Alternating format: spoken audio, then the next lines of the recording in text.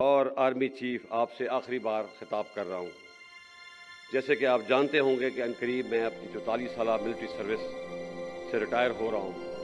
اس دفعہ جو سیلاب کی وجہ سے کچھ دیر سے منعقد ہوا، جس کے لیے میں آپ سے معذرت چاہتا ہوں۔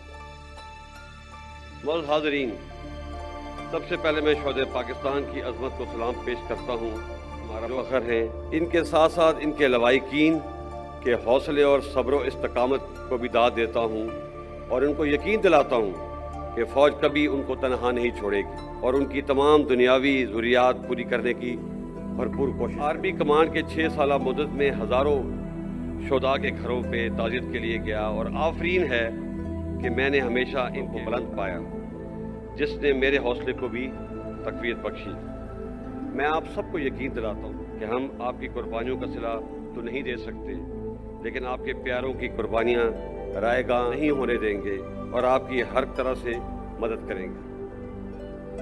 معزز حاضرین، پاکستان فوج کے عظیم سپاہی زمانہ جنگ ہو یا امن، LOC ہو یا فاٹا، بلوچستان پہاڑ ہو یا سیچن کی برف پوش چوٹیاں، ہر وقت جان اتے مادر وطن کے دفاع پر مامور رہتے ہیں، اور مجھے فخر ہے کہ میں 6 سال اس عظیم فوج کا سپہ سالار رہا ہوں، اور میں دعا کرتا ہوں کہ آنے والے وقت میں بھی یہ فوج اسی طریقے سے کامیابی کے جھنڈے گاڑے۔ معزز حاضرین، فوج کا بنیادی کام ملک کی جغرافیائی سرحدوں کی حفاظت، لیکن پاک فوج ہمیشہ اپنی استعداد سے بڑھ کر قوم کی خدمت میں مصروف رہتی ہے۔ رکوٹک کا معاملہ ہو یا کارکے کا جرمانہ، نقصان ہو یا ملک کو وائٹ لسٹ سے ملانا یا فاٹا کا انضمام کرنا، بارڈر پر باڑ لگانا، قطر سے سستی گیس مہیا کرانا یا دوست ملکوں قرض کا اجرا، کووڈ کا مقابلہ ہو یا ٹڈی دل کا خاتمہ، سیلاب امدادی کارروائی ہو، فوج نے ہمیشہ اپنے مینڈیٹ سے بڑھ کر قوم کی خدمت کی ہے اور ہی رہے گی، اور میں آپ کو یقین دلاتا ہوں کہ ان کاموں کے باوجود فوج اپنے بنیادی کام اور مقابلہ کرنے سے کبھی غافل نہیں ہوگی۔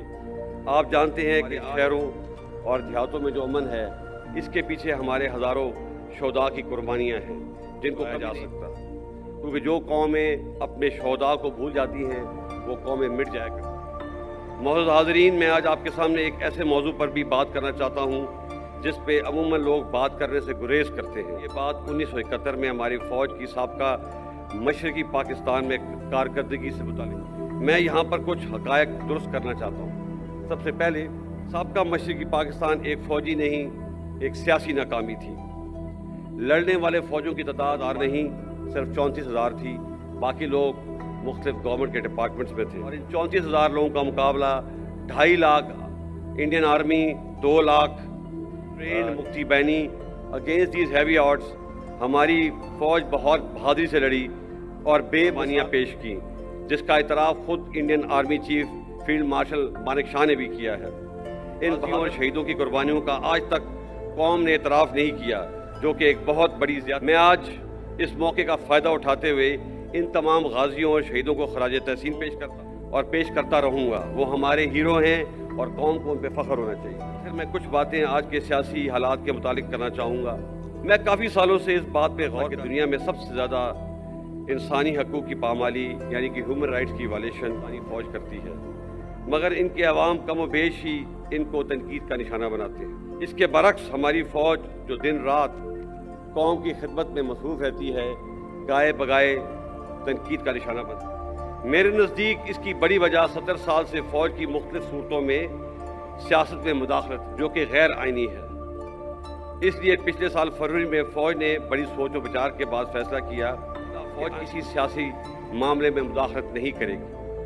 میں آپ کو یقین دلاتا ہوں کہ ہم اس پر سختی سے کار اور آئندہ بھی رہیں گے۔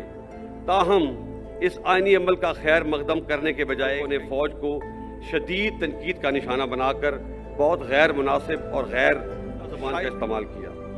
فوج پہ تنقید عوام اور سیاسی پارٹیوں کا حق ہے، لیکن الفاظ کے استعمال میں احتیاط برتنی چاہیے۔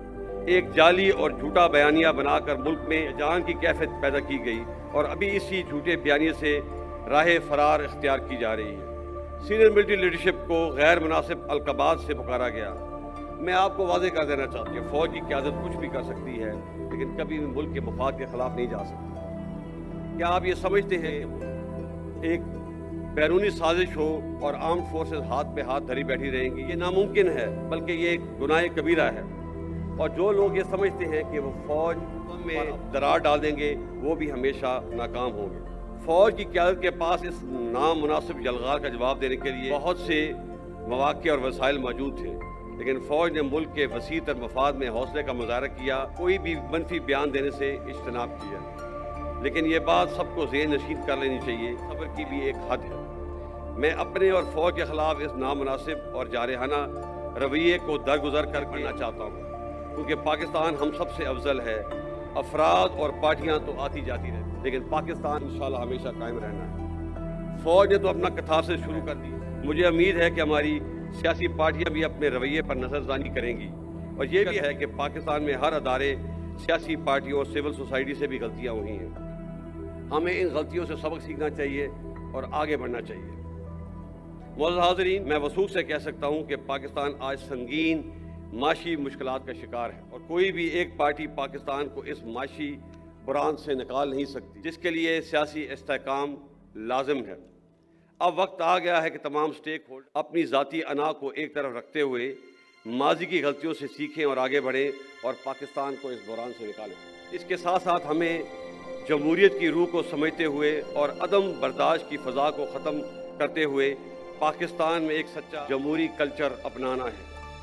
2018 کے الیکشنوں میں بعض پارٹیوں نے RTS کے بیٹھنے کو بہانہ بنا کر پارٹی کو سلیکٹڈ کا لقب دیا، اور 2022 میں اعتماد کا ووٹ کھونے کے بعد ایک پارٹی نے دوسری پارٹی کو امپورٹڈ کا لقب دیا۔ ہمیں اس رویے کو رد کرنا ہوگا۔ ہار جیت سیاست کا حصہ ہے، اور ہر پارٹی کو اپنی فتح قبول کرنے کا حوصلہ پیدا کرنا ہوگا، تاکہ اگلے الیکشن میں ایک امپورٹڈ یا سلیکٹڈ گورنمنٹ کے بجائے الیکٹڈ گورنمنٹ آئے۔ جمہوریت حوصلہ برداشت اور عوام کی رائے عامہ کے احترام کا نام۔ اگر پاکستان نے آگے بڑھنا ہے تو ہمیں عدم برداشت اور میں نہ مانوں کے رویے کو ترک کرنا ہوگا۔ معزز حاضرین، ہمارے لیے پاکستان نعمت خداوندی ہے، ہمارا وجود اس کی ساز سے وابستہ ہے۔